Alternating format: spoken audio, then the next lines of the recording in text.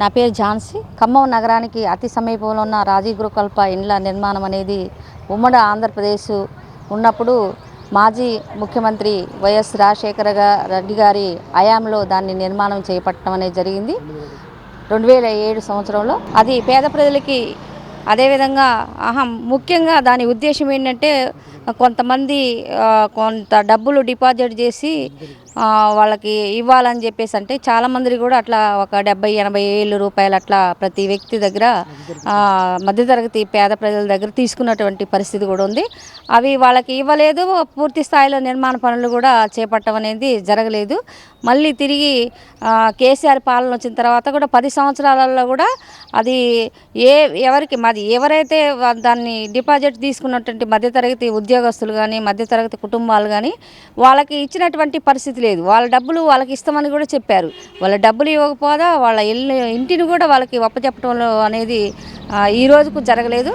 మళ్ళీ తిరిగి కాంగ్రెస్ పాలన, ముఖ్యమంత్రి రేవంత్ రెడ్డి గారి పాలన తిరిగి మళ్ళీ వచ్చి సంవత్సర కాలం అవుతున్నా కూడా ఇప్పటికీ దానిని ఏలంపాట వేస్తామని చెప్పి మభ్యపెడుతున్నటువంటి పరిస్థితి ఉంది. అసలు ఈ వేలంపాట మధ్య ఏం జరుగుతుందో అర్థం కానటువంటి పరిస్థితి ఉంది.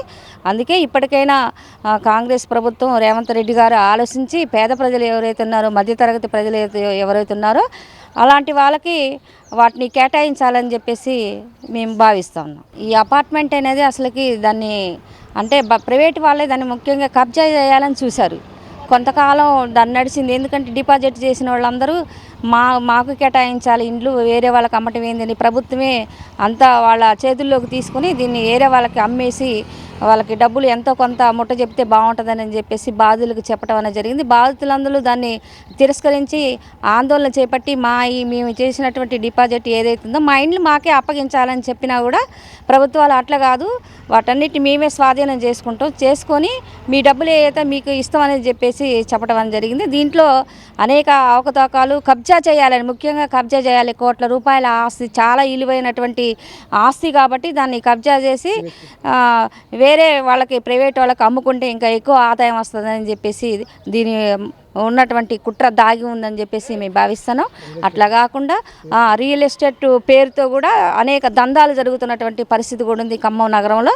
దానిలో భాగంగానే దీన్ని కూడా అట్లా చేయాలని చూస్తున్నటువంటి స్థితి కూడా ఉంది. కాబట్టి అట్లాగైనా ఇప్పటికైనా ప్రభుత్వం స్పందించి మధ్యతరగతి ప్రజలు ఎవరైతే ఉన్నారో వాళ్ళకి ఈ ఇండ్లని కేటాయించాలని చెప్పేసి మేము కోరుతాం.